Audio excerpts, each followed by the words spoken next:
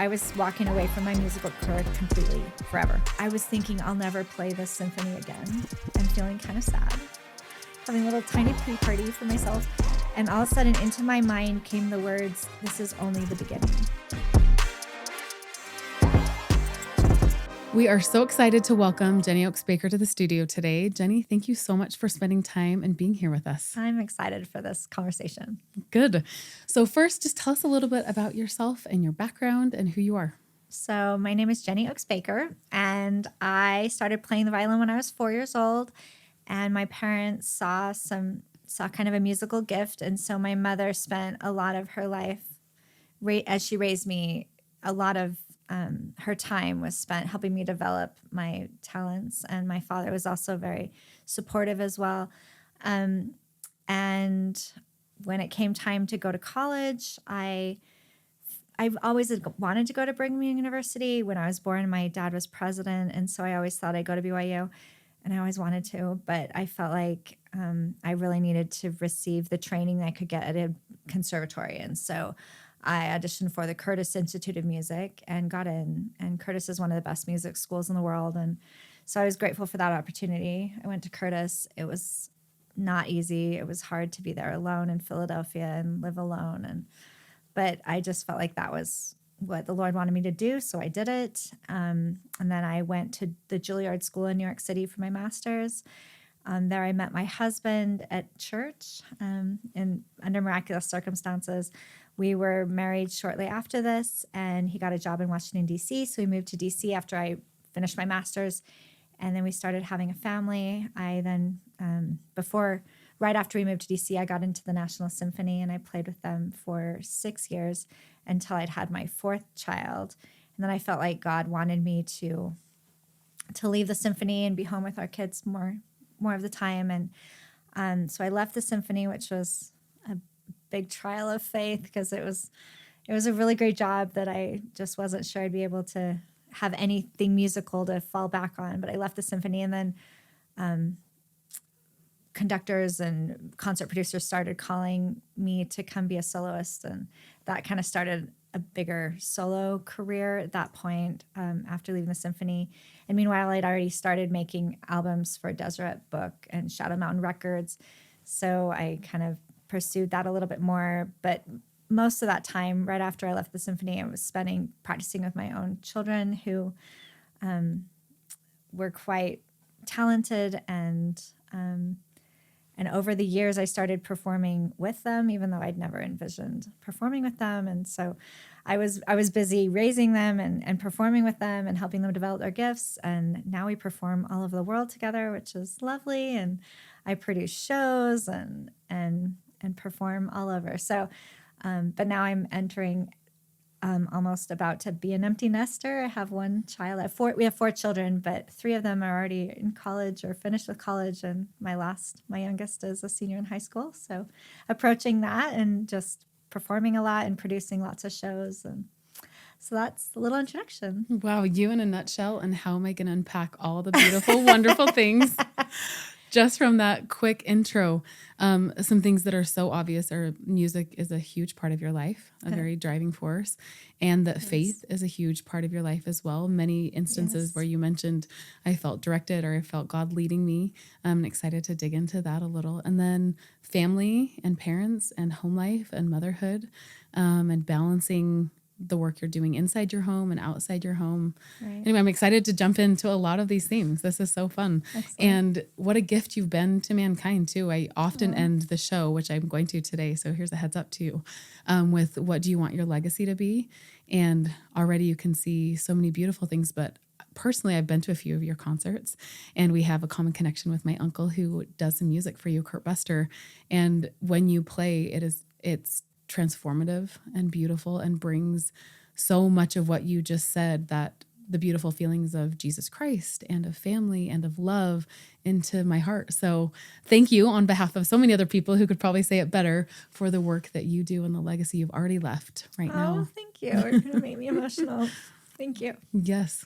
So let's go back to the beginning for just a minute. Okay. I am personally and also professionally and as a mother, so intrigued by the concept of excellence. And it can feel very elusive at times. And also, there's a lot of books that have been written about it. But from your perspective, how has excellence been something that you've brought out in your music? What brought you to that place? Did you always know you wanted to become a musician at such a high level? And what helped get you there? Well, my parents raised me with the understanding that Heavenly Father had given me a special gift. And I had the responsibility to develop that gift, which is a really beautiful thing because they never said to me, you need to be the best violinist in the world, or you need to do this and this and this.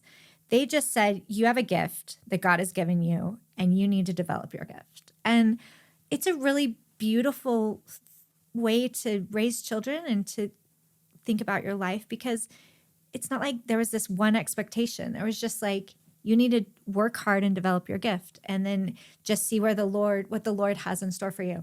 And so it just focused me on working hard and trying to find the path that the Lord had in store for me. And I'm just grateful because it's a beautiful perspective and a way to raise your children. And there wasn't a set expectation where I felt like I'd failed because I didn't, do this and this, but it was just work hard. You have a responsibility to the Lord, and I'm sure you'll be serving with that gift.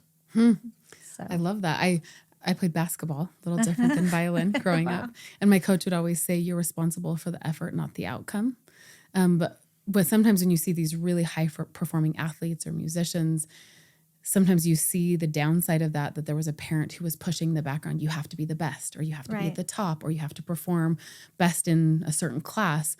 But I think that perspective really takes the pressure off.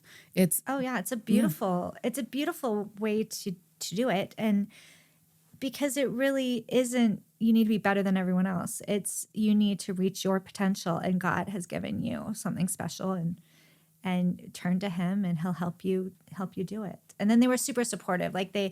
My mom practiced with me till I was probably about 12 years old. They paid for the best teachers they could afford. And I had great teachers and great training, and they supported. And my mother they could see I loved performing and not necessarily practicing. And I needed to practice a lot. And so she would bake cookies and invite the neighborhood kids to come over and listen to me practice just to get them in the house. So I would very perform, creative idea. and they would help me set up concerts to work towards, and they were just really, really supportive. And they made sacrifices financially in order to afford the lessons and the violin and the violins. And I'm grateful. So you have children who are musical as well, and you have been a big proponent and champion of their musical abilities. What do you do as a mother to help them? And is it different or the same than how your parents helped you?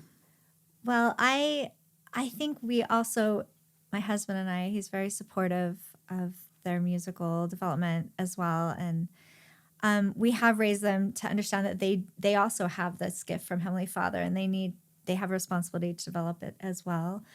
We just made sure that they practice every day but Sunday, and we always kind of zero in on it's work first and play later, which is how my parents raised their children. And I haven't really concerned myself too much with making it fun, because I feel like you have to take a bath or a shower every day. Does it matter if it's fun? No. You have to brush your teeth every day. Does it matter? You don't have to make it fun. You just have to do it. So I didn't take a lot of time or spend a lot of effort making their practicing fun. But if you do something well, you'll enjoy it. And when you get something done that's difficult, you can have some kind of a reward, whether that be let's go to the park, or let's read a book, or let's watch a movie, or play a game, or make cookies or whatever. So I just there were rewards along the way, but eventually those rewards became intrinsic, wherein they played well. And so they started to care about their preparation because they enjoyed performing their best, and they enjoyed playing better and being able to play more difficult pieces. And we were able to perform as a family, which is really fulfilling. And we were able to serve in pretty incredible ways and travel and perform together. So I don't care too much about what's fun. We just need to do what's most needful. In the Jensen household, we say work unlocks freedom. And like when you get the important stuff done, then you have the freedom for any amount of things that sound fun to you. Right. And I think a really great reminder for parents and just as women, like excellence is its own form of reward. Absolutely. You don't really need much when you reach that level. Right. There's nothing better than flow and excellence in your life. Absolutely. And getting kids to the point where they can taste that a little bit. Maybe it takes some rewards along the way until they taste what that feels like. For sure. And happily with my children, I started them at age 3 and 4 years old. So by the time they realize they actually have a choice in what they do, they're so good at their whatever they've done because they've done it for so long. It's such a part of their identity and what they do and how they spend their time that they, when they really need to start being self-motivated, they are because they're good at it. So it's really the secret. Start young and before they know they have a choice. Well, I have one who's already 12, so I'm going to have to work on the younger ones a little harder maybe. Well, that's okay. I mean, it's not too late. You can, when kids choose to do music and they really want to, I mean, the sky's the limit as well. So it's never too late, but it's sometimes, at least for my children who are very strong-willed, it's a blessing that I started them before they had choice. Totally. And honestly, that's a really good piece of advice for parents in general. With a lot of things that you feel are important, whether it's chores or gospel teaching or whatever, like the earlier you start, the more they'll just feel like this is a part of our family. This is just a part of what we do. And it's never too late. Right. And that's fine. But if you have a choice and you're just starting out your family, figure out those things that do matter most to you and say, how do we make sure that this just is the work that happens first? Absolutely. And even just sitting through church. Like, I'm grateful that we didn't teach our kids to sit through church when they were like 7 or 8 or 9 or 10. Like they grew up sitting through church, and it's not easy when you have littles. Oh my goodness, it is. Church is. I remember sacrament reading being so difficult and so exhausting to manage children and try to keep them entertained and quiet. It is so much work, but by the time by the time they have choice again, they've already. It's just what they do, and they know that it's easier for them to make that choice to go to church. Yep. And they've at least tasted it and seen it and said, now they have something to choose. I served as a missionary for the Church of Jesus Christ in Croatia. And I remember I had a lot of people come up and like, well, how dare you teach children this? Because I want my child to choose what they believe. And I always thought, but until you know what something tastes like, how do you know what the choice is? But once they've been exposed to something, whether it's music again or faith or other things, then they actually have a choice to say, I don't like that, or I don't choose that for my life. Right. But until they've had a moment with it, there isn't a choice. There's no choice at all. Right. Something else you said I think is going to be really fascinating for all of us as parents in the coming decade and, the next 20 years as our attention spans are decreasing because of social media and all the things, right? The shorts that we're used to 15-second dopamine hit. Maybe it's even more important for us to do the long form stuff when they're young. Oh, yeah. Whether it's listening to a long piece of music or reading a long book. Absolutely. Or sitting through a really long meeting. Yeah. To build up that tolerance before the next dopamine hit. Yeah, for sure. And it's just so soul cleansing. Like it cleanses your soul to sit through sacrament meeting and to have that quiet time. There was a beautiful book by a woman named Darrell Houle, who was really well known when I was growing up as this wonderful, authority figure on motherhood. And she had in her book, which I think was called The Ultimate Career. I don't know if it's even in print now, but it's about motherhood as being the ultimate career. And she said that, in a generation before, they had pea shucking time where they'd sit and just shuck peas, or they'd sit and quilt, or they'd sit and, snip the beans or whatever. And they just have this quiet time where they could think and, meditate and connect with people if they were doing it, quilting together or whatever. And we just don't have a lot of that anymore. And I feel bad. I think that's part of all the anxiety and mental illness and isolation that we're undergoing is we don't take that quiet time. But church and listening to podcasts or, having quiet time is really important. Going to a concert that's more than 15 seconds long. Yes, yes. So I think that's so wise. And in my own mothering, there was a season where I was like, well, how can I get the meals done faster? And how can I make sure that maybe I even order the meals in and just do the last minute prep or something like that? And then I started realizing these really mundane tasks after school ends, between then and when we eat or when my kids go to bed, are the most magical tasks of all. And so then I added more of that in. And Oh, after school, wow. my phone goes away if I'm not always, I'm not perfect, obviously, but it's really like phone's done and we just do things together. I even recently bought, Oh, we were in DC, a paint by number of Mount Vernon. And wow. there's nothing better as a mother, too, to then just be busy with my hands. Yeah, And there's something that I'm doing, but really we're just being together right. and we're talking, and any kind of topic they want to bring up can come up because our hands are busy. So we Yeah. are feeling productive and we're accomplishing something. And maybe they feel safe because you're not like just staring at them, or you know what I That mean? too. Like if their eyes are down, Yes. sometimes, especially I think with boys, it's easier for them to start talking Yes. if you're not staring straight at them. Well, for me as a mother practicing, I practiced with each of my children until they reached, adolescence. And so, when I had 4 children in 5 years, and so I was practicing with each of them. At one point, I was practicing with every single one of them an hour to 2 to 3 hours a day. I don't know how I fit it in. Well, I Wow. do know Laura wasn't going to bed till like 1 in the morning, my oldest, which probably isn't so great for her. But anyway, we got through it. But I did have that one-on-one time with each of them doing something without a phone, without any kind of, super stimulation where we could just be together and work on their talents and connect. And that is sacred time that I'm grateful we had.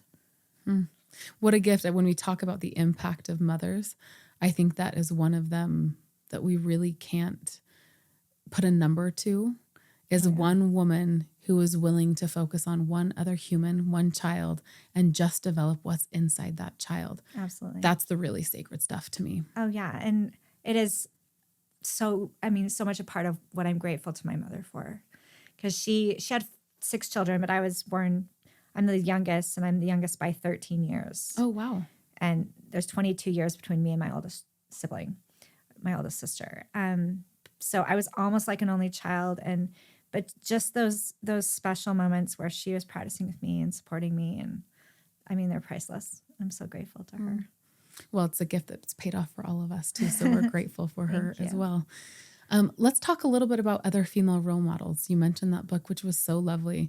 I had an opportunity, I told you this before, to be with your dad in this really special experience where it was honoring his mom in a foundation that has college scholarships for single mothers. Right. And so Stella Oaks Foundation. yes. And he told a little bit of her story, which I was so touched by. I didn't realize he was raised by a single mother and just how difficult that must have been. He mentioned a few things, that her husband was a doctor and that he contracted TB from a patient. And just think, just for a half a second, when you hear someone else's story, how moved you can be by the hardships of someone else. And I would love to hear from you, knowing that that's your legacy, but other women as well. Who are the women that you've looked to as examples and mentors, and who you try to be as a woman and as a mother? Oh, thank you. Well, so my grandmother, Stella Oaks, was a remarkable woman. I admire her so much. She was a widow with 3 small children. My father was the oldest. He was 8 when his father died. And then I believe his brother was probably 5 or 6, and his little sister was 3. So she was a young widow, and she ended up needing to support her family. She had her bachelor's degree, but she wanted to get a master's degree to sort of support her family. And so after her husband died, which was probably the late 1930s, she left her children with her parents in Payson and went back to New York City to get her master's at Columbia Teachers College. And it was just so isolating there, and leaving her children behind and losing her husband, and then being alone going to school in New York. I can't even imagine how hard that was. And she actually suffered a complete nervous breakdown, which we don't use that term now, but I think that means like complete debilitating depression, like you're done depression. And she couldn't even remember her children's name at one point. So she was really, really, really in bad shape. And so a nurse traveled across the country with her to bring her home. She couldn't finish her first year, and she was it was like right before finals of the first year or something, like, but she was so overcome with this illness that a nurse brought her back to Utah, and the doctors told her she would never recover. But she was just determined, and she worked the land. I mean, there was no such thing as, I mean, I don't know exactly what they had as far as mental health, but I'm sure in Payson, Utah, there were not psychiatrists. And anyway, so she just worked the land, and through her faith and determination, she did recover. And she went back to Columbia Teachers College, got her master's, and then throughout her life was a mental health advocate. Wow. And she was just a very strong, faithful woman. She raised her children to not feel that that she was a widow, but that their father was watching over them from heaven, and they had a father, and he loved them, and he was watching out for them. And my dad was never raised with any kind of a victim mentality at all. He had a father and he was loved, and he just had a really remarkable mother. So and Stella Oaks, she became a mental health advocate before that was really a thing. And she even became acting mayor of Provo, Utah. Wow. So she's a remarkable woman and very strong, and very much admire her. She died when I was 4, so I didn't get to know her very well, but I've read her history, and it's definitely impacted my life, and I'm grateful for her example. Her gravestone reads, "Her faith strengthened all," which I love. So that's kind of her lasting legacy, is her faith and her determination amidst really difficult struggles. She also, I love this about her, she was engaged to my grandfather while he was in medical school in Philadelphia. And so when I went to Philadelphia, like I would take walks to go see where he lived, and he was alone in Philadelphia just like I was alone. So I felt that connection. But I believe for 4 years they were apart, even though they were engaged and this is of course without cell phones or calling, or, I mean, I'm sure they wrote to each other, which is awesome. But just, I mean, that connection is so difficult to maintain over such a great long distance. But the reason they were engaged for 4 years without being together is because she stayed back in Utah to work to support her sisters going to college. Wow. And I just like that sacrifice. I cannot even imagine. I'd be like, see ya.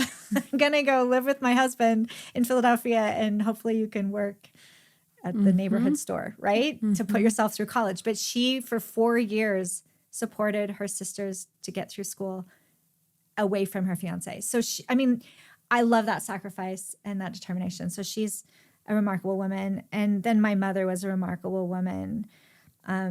She very often said she also serves who stands and waits. And so she supported my dad by just being happily, waiting for him much of her life. And she was never resentful, and she just supported him she was busily engaged that whole time. She wasn't just sitting on the sidelines doing nothing. She was raising the 6 children, basically almost on her own.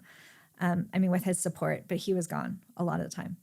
And so, that was how she served. And I sometimes tell that to different mission presidents' wives who I see waiting for their husbands who are interviewing people, or a stake president's wife who waits up at night while her stake president husband is interviewing people or working in different ways. And there's just different ways we can all serve. And I appreciate my mother for being happy to serve in whatever way the Lord had asked her to serve. It's so beautiful.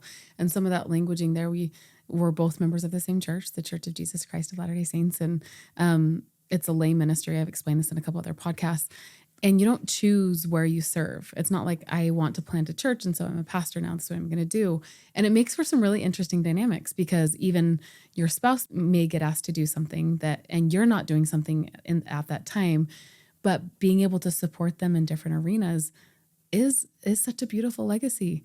And sometimes I'm sure the temptation can be, I don't feel as important, or maybe I don't have as big of a role, or I'm not making as much of an impact. And one thing I like to talk about on this podcast is scale is something that we've kind of made up.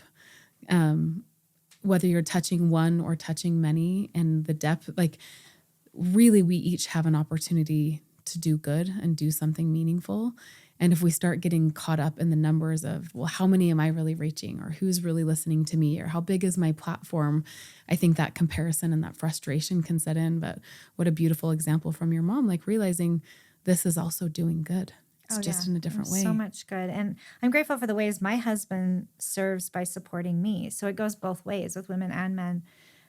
So often I'm asked to do a fireside with our children, and he drives us there and helps with the sound and is in the audience, supporting us. And I'm grateful for those who are willing to be supportive and those who are willing to be called, and just grateful for the different ways we can serve. Okay, so you went from the Curtis Music Institute, correct? Curtis Institute of Music. Curtis Institute of Music to Juilliard. And then what was your path from there? You talked about first being in the symphony, raising kids, then you've gone on to be a soloist, and now you've done some producing. Right. So interesting, such a fun career. I want to go to the point where you decided not to be in the symphony, and you decided this is an all-in time as a mom, and you talked about that being a real trial of faith. What got you through that time?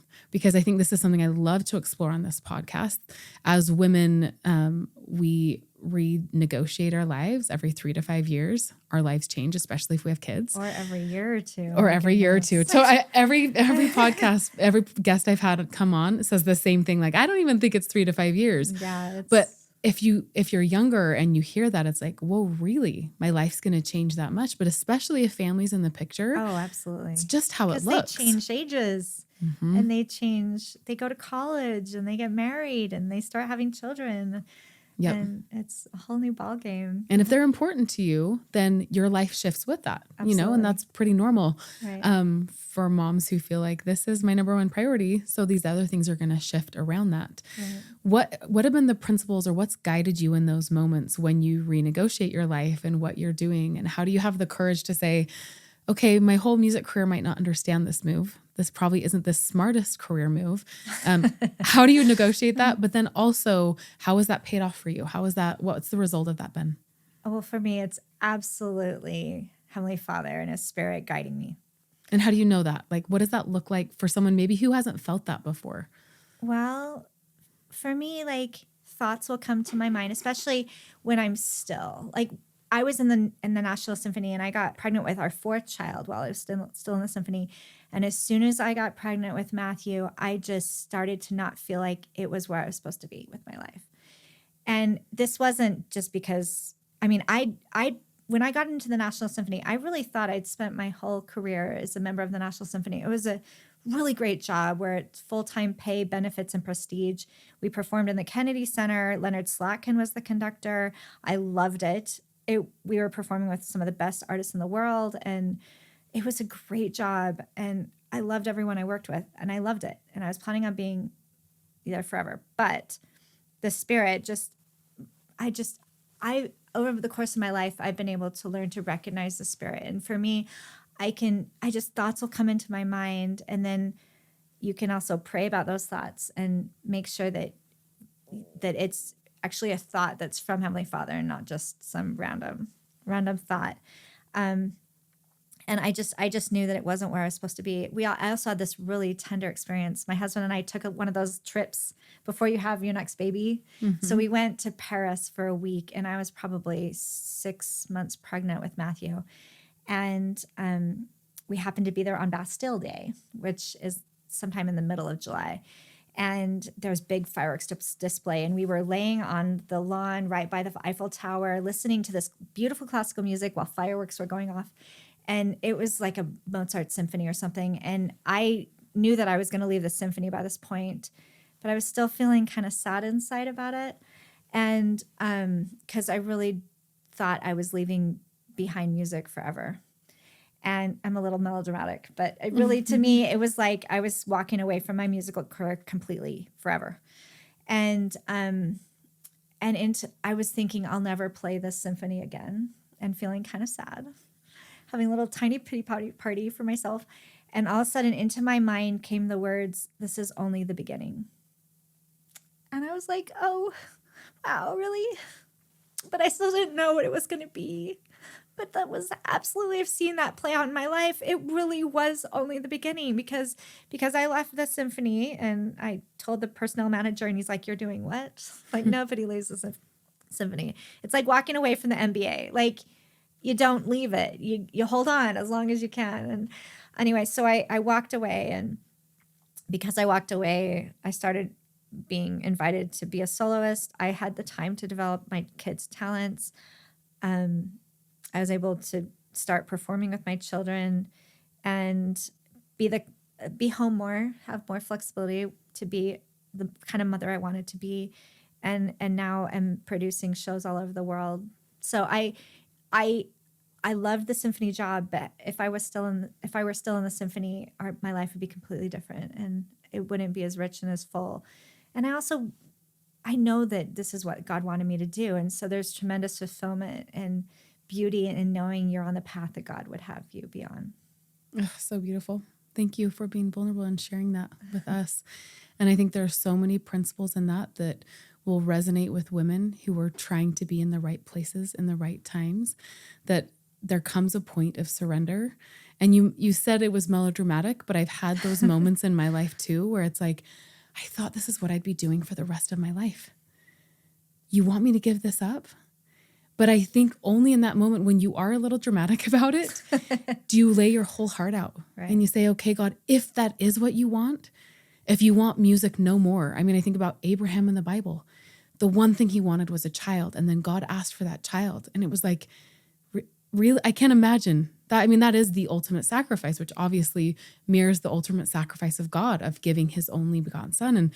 But I think when we're ready to lay everything down and totally surrender, I think that's the moment that God can do something unusual with us. And it's so worth it. And women who are listening in, if you're going through a moment like that, where it feels like, I can't give this up. I've worked so hard. I've built a whole career around this. Also, what you said, trust that it's only the beginning. Yeah. It's remarkable. And that doesn't mean necessarily a national career and you're producing shows worldwide, right? Well, that was like, it wasn't immediately that. Totally. I mean, this was nearly 20 years ago. So it's been step by step. And the most beautiful thing is, I mean, step by step, I was just practicing each day with these kids who we only practiced. And I mean, I took them to soccer and they had a fun thing. But so many years where I was practicing my kids 10 hours a day in addition to their regular school and, laundry and everything you do as all a the mother. Glamorous things we do. Yeah. So it certainly wasn't like I left the symphony and all of a sudden I had this glamorous career. I certainly didn't. There was a decade of preparation that I didn't even realize what I was preparing for. Yep. I was just trying to follow the Spirit just that day, help them get the right teacher just that day, be prepared for that lesson just that day, and build their faith that day. I think you highlighted you'll get enough of an assurance so you can move to the next thing, that it's only the beginning. And then there's usually a period of a bit of a grind and like where you have to hold out and you have to trust and say, did you mean it? Did you really say that? But the experience is strong enough that you didn't make it up. Yeah.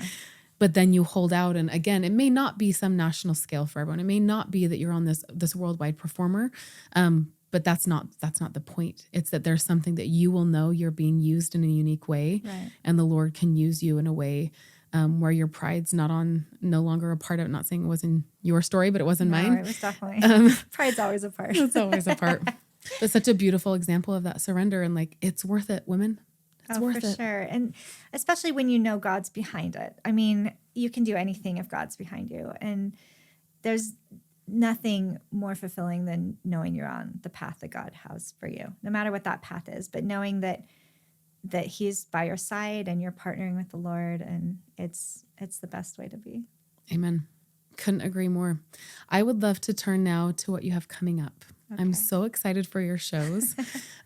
You have a tour coming up at Christmas time and a tour coming up at Easter. Could you share a little bit about that? Because what we talked about before, like the importance of having our children go to experience greatness, to experience excellence, to experience beauty to experience long form content, like for all of these things. And then what you're bringing at these holiday seasons when we have time to worship and to have something beautiful happen, you've created two of those for us. So both what you're doing and what your hand has been in them, and what your role is, I think is really fun to hear because we've heard a little bit about your musical journey, but tell us a little bit about them. So these shows are really special to me because again, this was another life change that the spirit just hit me over the head and was like, this is what you need to do.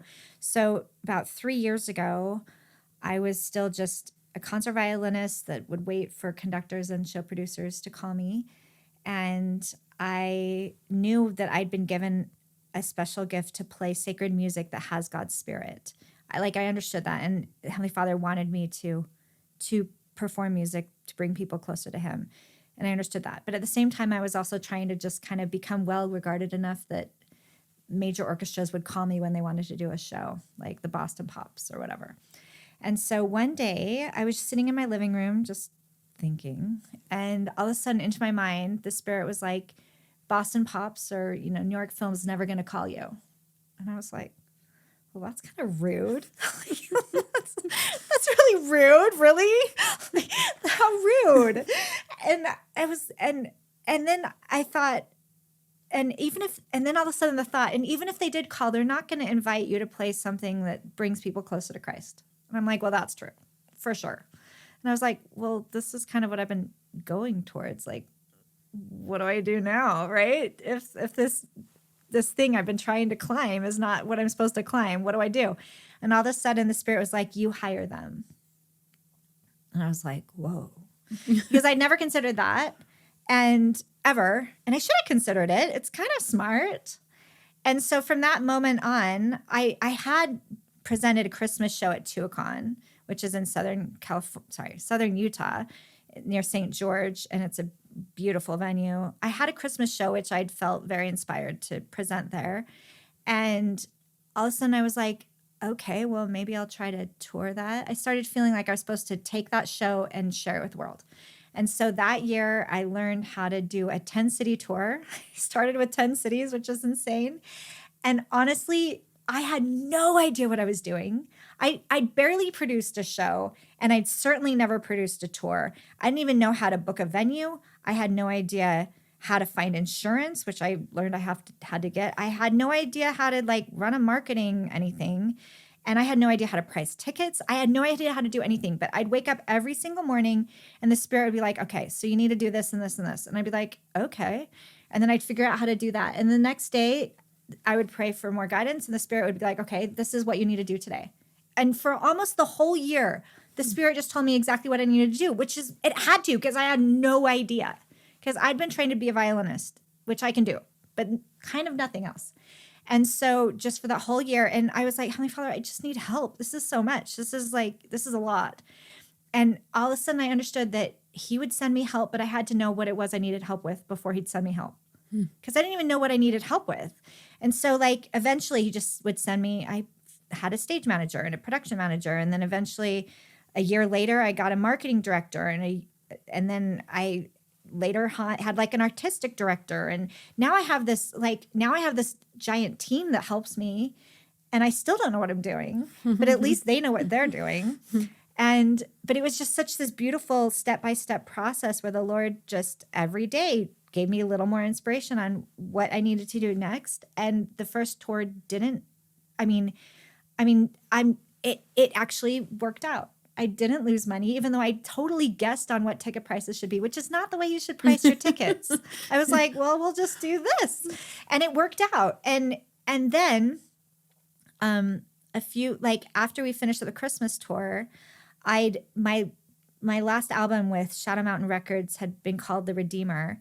And kind of while I was setting up the Christmas tour, I'd released the Redeemer album, and I felt like we should do a premiere. And so I called up BYU Idaho. I'm friends with somebody who, a wonderful man who sets up their concerts. And I said, can we do the premiere of the Redeemer at BYU Idaho? And he said, sure.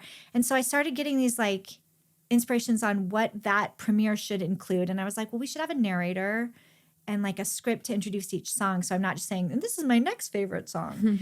And the Redeemer project was actually I'd felt so much inspiration on that. And all of this music is by Kurt Bester.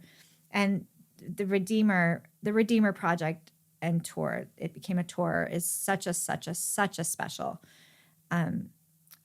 production. And Kurt and I had felt very inspired on every single movement. And it's kind of different episodes of the Savior's life. And so the album is 10 songs. And for this premiere, we had the narrator, and it's for violin and orchestra and a little bit of choir. And as we performed this production, it was so powerful in this premiere that while we were performing, I just knew that the Lord wanted me to take that production to the world. And so as soon as that kind of finished up, I started receiving all this inspiration on what that production needed. It needed to be 2 hours long instead of just an hour.